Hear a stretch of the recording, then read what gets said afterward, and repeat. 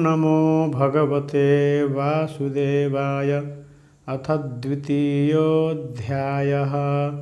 श्रीशुक उवाच। गोविन्दभुजगुप्तायां द्वारवत्यां कुरुद्वः।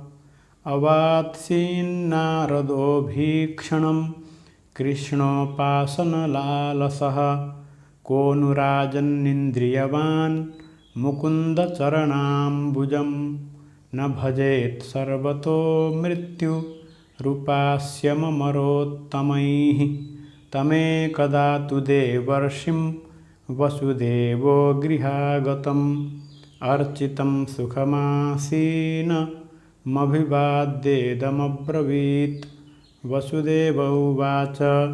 भगवन् भवतो यात्रा स्वस्तये सर्वदेहिनां।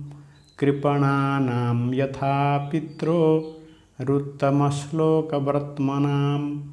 भूतानां देवचरितं दुःखाय च सुखाय च। सुखायैव हि साधूनां त्वादृशामच्युतात्मनां। भजन्ति ये यथा देवान् देवा अपि तथैव तान्।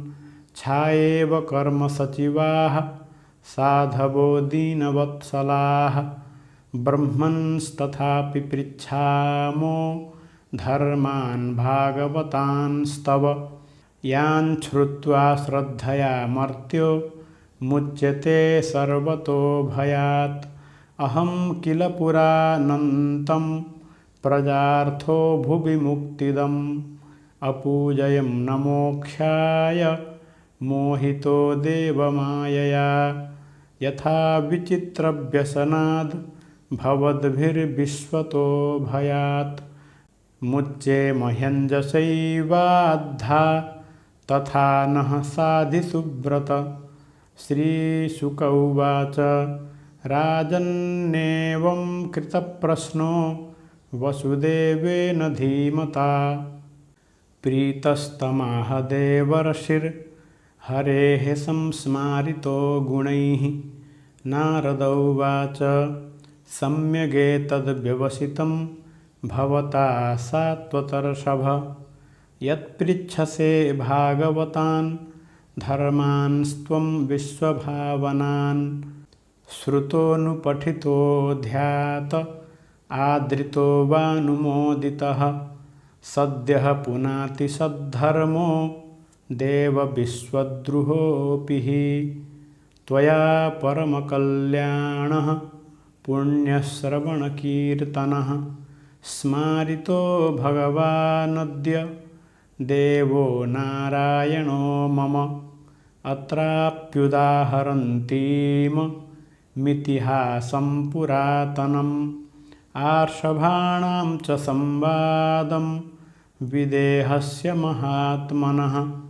प्रियव्रतो नाम सुतो मनोः स्वायम्भुवस्य यः। तस्याग्निध्रस्ततो नाभिर्ऋषभस्तत्सुतः स्मृतः। तमाहुर्वासुदेवांसं मोक्षधर्मविवक्षया। अवतीर्णं सुतसतं तस्यासीद्ब्रह्मपारगम्। तेषां वै भरतो ज्येष्ठो नारायणपरायणः।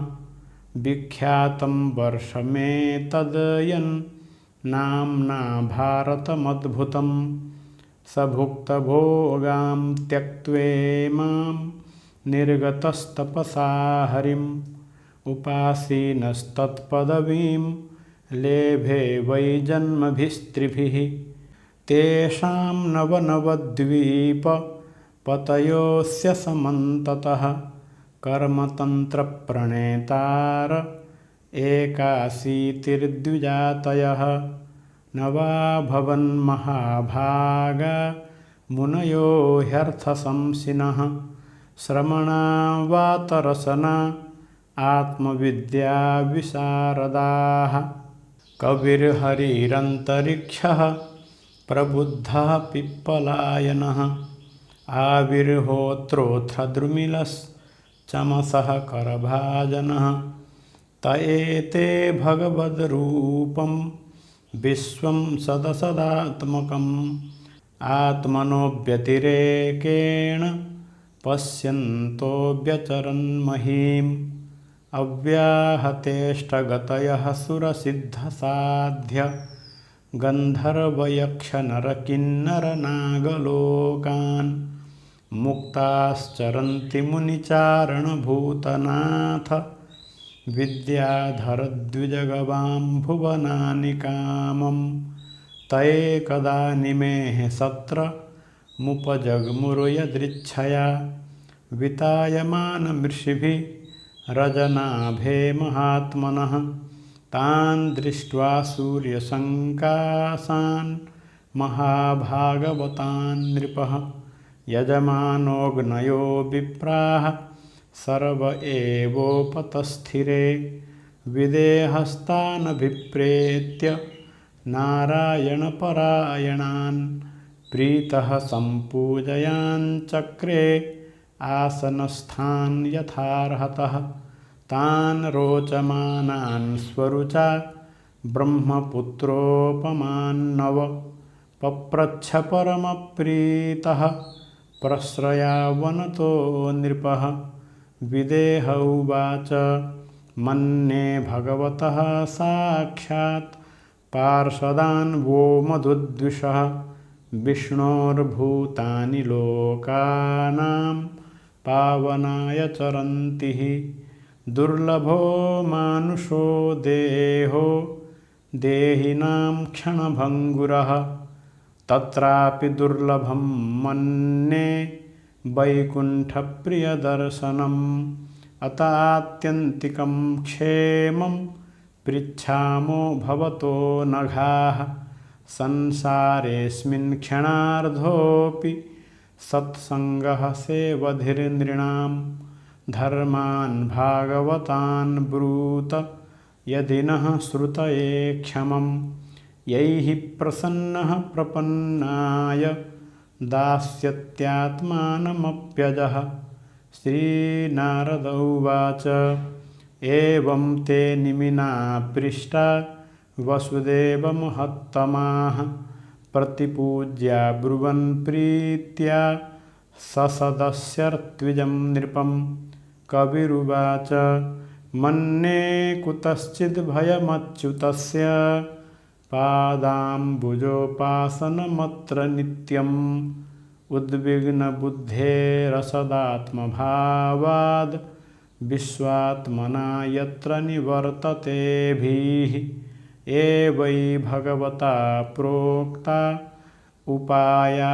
ह्यात्मलब्धये अञ्जः पुंसामविदुषां विद्धि भागवतान् हितान् यानास्थाय नरो राजन् न प्रमाद्येत कर्हिचित् धावन्निमील्य वा नेत्रे न स्खलेन्न पतेदिह कायेन वाचा मनसेन्द्रियैर्वा बुद्ध्यात्मना वानुसृतस्वभावात्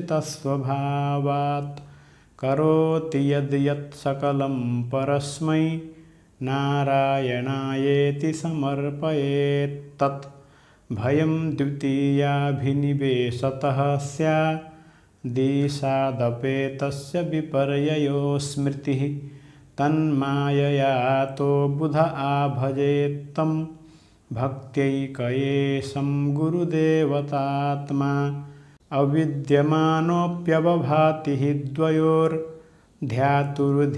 स्वप्नमनोरथौ यथा तत्कर्मसङ्कल्पविकल्पकं मनो बुधो निरुन्ध्यादभयं ततः स्यात् शृण्वन् सुभद्राणि रथाङ्गपाणेर्जन्मानि कर्माणि च यानि लोके गीतानि नामानि तदर्थकानि गायन् विलज्जो विचरेदसङ्गः एवं व्रतः स्वप्रियनामकीर्त्या जातानुरागो द्रुतचित्त उच्चैः असत्यथोरोदितिरौतिगायत्युन्मादवन्नृत्यति लोकबाह्यः खम्बायुमग्निं सलिलं महीं च ज्योतिंषि सत्त्वानि दिशो द्रुमादीन् सरित्समुद्रांश्च हरेः शरीरं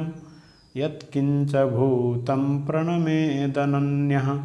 भक्तिः परेशानुभवो विरक्ति रन्यत्र चैषत्रिक एककालः। प्रपद्यमानस्य यथा स्नतः स्युस्तुष्टिः पुष्टिः क्षुदपायोऽनुघासम् इत्यच्युताङ्घ्रिं भजतोऽनुवृत्त्या भक्तिर्विरक्तिर्भगवत्प्रबोधः। भवन्ति वै भागवतस्य राजन्स्ततः परां शान्तिमुपैति साक्षात्।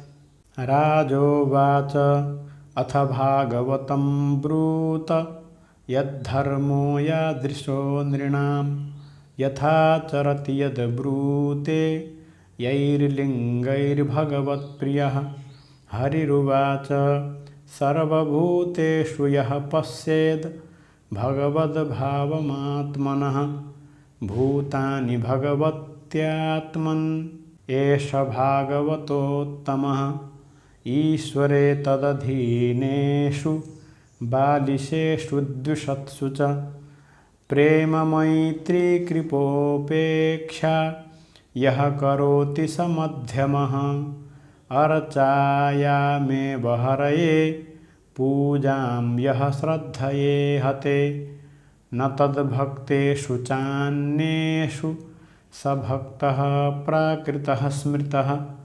गृहीत्वापीन्द्रियैरर्थान् यो न द्वेष्टि न हृष्यति विष्णोर्मायामिदं पश्यन् स वै भागवतोत्तमः। देहेन्द्रियप्राणमनोधियां यो जन्माप्ययक्षुद्भयतर्षकृच्छ्रैः संसारधर्मैरभिमुह्यमानः स्मृत्या हरेर्भागवतप्रधानः। न कामकर्मबीजानां यस्य चेतसि सम्भवः वासुदेवैकनिलयः स वै भागवतोत्तमः। न यस्य जन्मकर्मभ्यां न वर्णाश्रमजातिभिः सज्जतेऽस्मिन्नहं भावो देहे वै स हरेः प्रियः। न यस्य स्वः पर इति वित्तेष्वात्मनि वाभिदा सर्वभूतसमः शान्तः स वै भागवतोत्तमः। त्रिभुवनविभवहेतवेऽप्यकुण्ठ स्मृतिरजितात्मसुरादिभिर्विमृग्यात् न चलति भगवत्पदारविन्दाल्लवनिमिषार्धमपि यः स वैष्णवाग्र्यः। भगवत उरुविक्रमाङ्घ्रिशाखा नखमणिचन्द्रिकया निरस्ततापे हृदि कथमुपसीदतां पुनः स प्रभवति चन्द्रैवोदितेऽर्कतापः। विसृजति हृदयं न यस्य साक्षाद् धरिरवसाभिहितोऽप्यघौघनासः। प्रणयरसनया धृताङ्घ्रिपद्मः स भवति भागवतप्रधान उक्तः। श्रीमद्भागवते महापुराणे पारमहंस्यां संहितायां एकादशस्कन्धे द्वितीयोऽध्यायः।